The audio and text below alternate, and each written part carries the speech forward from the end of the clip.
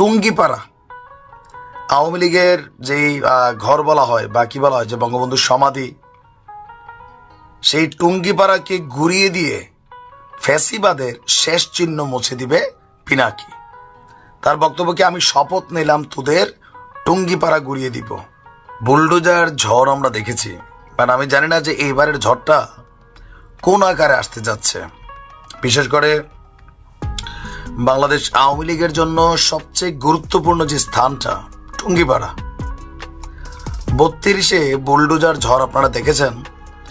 এর পরপরই আমরা দেখলাম যে ঝড়টা থেমে গেল, কিন্তু সর্বশেষ আয়নাঘর ইস্যুতে যখন গণমাধ্যমে নিউজ আসলো, তো এটা নিয়ে আওয়ামী লীগের অনেক নেতাকর্মী তারা ফেসবুকে হাহারি দিয়েছিল।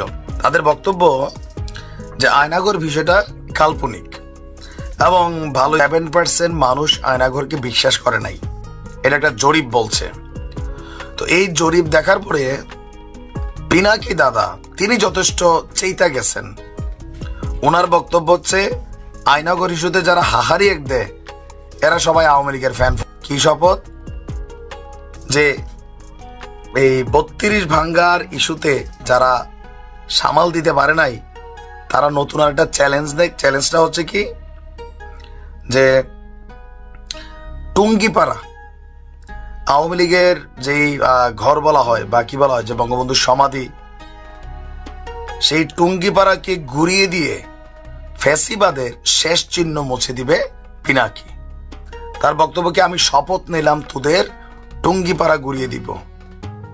তা আপনার কি মনে হয় যে টুঙ্গিপাড়া ঘুরিয়ে দেওয়ার মতন শক্তি আসলে কি পিনাকির আছে?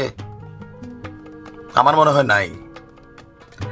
32 ভাঙার পরে ডক্টর ইউনূস সরকার যেই পরিমাণ সমালোচিত হয়েছে, দেশে বিদেশে মৌলবাদের উত্থান, নানান কিছু নিউজ হয়েছে। সরকার পরবর্তী সময়ে সেটা নিয়ে দুঃখ প্রকাশ করছে। ইভেন শেখ হাসিনাকে চুপ থাকতে বলছিল যে ভারত থেকে ওনার উস্কানির কারণেই এই ঘটনা ঘটছে। তবে বিষয়টা দুঃখজনক, এটা নিয়ে ব্যবস্থা নিবে সরকার। ওই মুহূর্তে এসে আবারও টুঙ্গিপাড়া যদি কোনো রকম ঘটনা ঘটে, সেই ঘটনাটা ডক্টর ইউনূস কি সামাল দিতে পারবেন? অথবা এখন যে পরিস্থিতি, এই পরিস্থিতিতে নতুন করে পিনাকি সবাইকে একত্রিত করে আবারও এই ঘটনাটা ঘটানোর মতন সক্ষমতা রাখেন? কারণ সরকার এখন খুব হার্ড লাইনে আছে। এর পাশাপাশি বিএনপি বলেন, অন্যান্য দলগুলো বলেন, কম বেশি সবাই কিন্তু 32-এর ঘটনা, বুলডোজার ঝড়, এগুলো নিয়ে আলোচনা সমালোচনা করেছিল। একটা পর্যায়ে এসে বিষয়টা সামাল দেওয়া যাচ্ছিল না। এখন আবার নতুন করে টুঙ্গিপাড়া ঘুরিয়ে দেওয়ার বা যে ঝড়ের কথা তিনি বলছেন, আবার একদিকে মনে হয় 32 নিয়েও তিনি কয়েক মাস আগে একটা বক্তব্য দিয়েছিলেন, ঘটনা ঘটাই দিয়েছেন তলে তলে। এইবারও আবার আওয়াজ টাওয়াজ ছাড়াই নাকি ঘুরাই দিবে। তবে এরকম কর্মকাণ্ডগুলো দেশে অস্থিতিশীলতা তৈরি করবে। ভবিষ্যতে অনেক কিছু হয়তো আমরা দেখব। আইরে বক্তব্য, আমাদের দেশের পলিটিশিয়ানরা বক্তব্যের জন্য বিখ্যাত। তবে কোন একজন কবি বলছিলেন, আমাদের দেশে হবে সেই ছেলে কবে, কথায় না বড় হয়ে কাজে বড় হবে। এখন কাজে বড় হই না হই, যদি একজন পলিটিশিয়ান হই, দেখবেন সবার কমন একটা গুণ কথা বলা। আবার যেই মানুষটা কথা বলতে না পারে তারে আবার মানুষ পছন্দ করে না, তার পিছনে দৌড়ায়ও না। এটা আমাদের রাজনীতিতে বোঝা গেছে। প্রেক্ষাপট কি?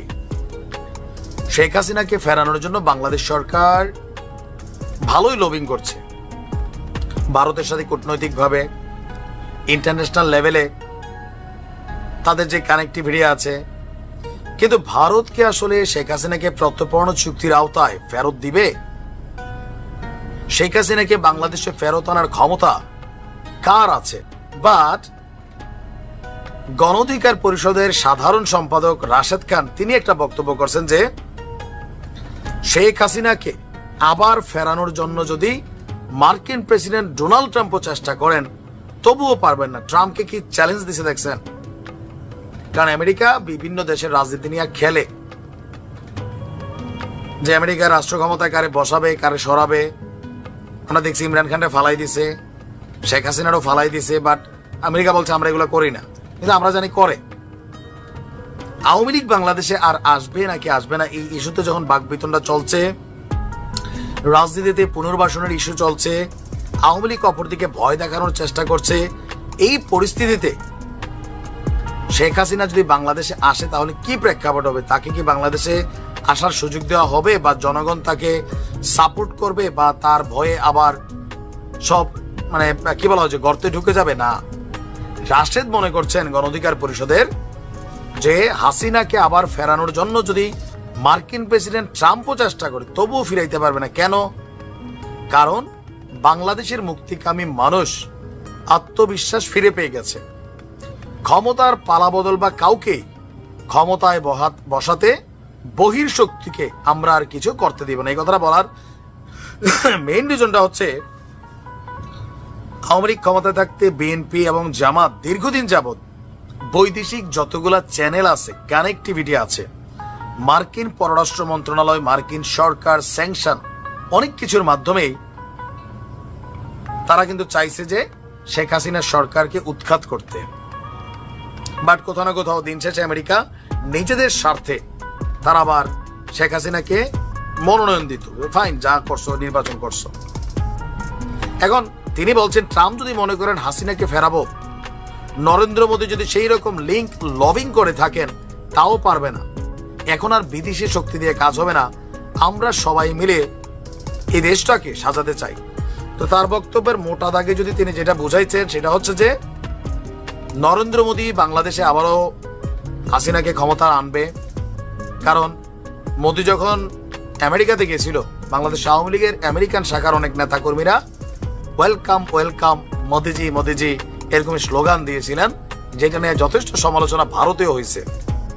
সো অনেকে মনে করছেন যে ট্রাম্প এবং মোদির মধ্যে যে কথোপকথন হয়েছে শেখ হাসিনাকে পুনর্বাসনের একটা ইস্যু ছিল। তো বাস্তবে সেটা সম্ভব হবে না। কেন?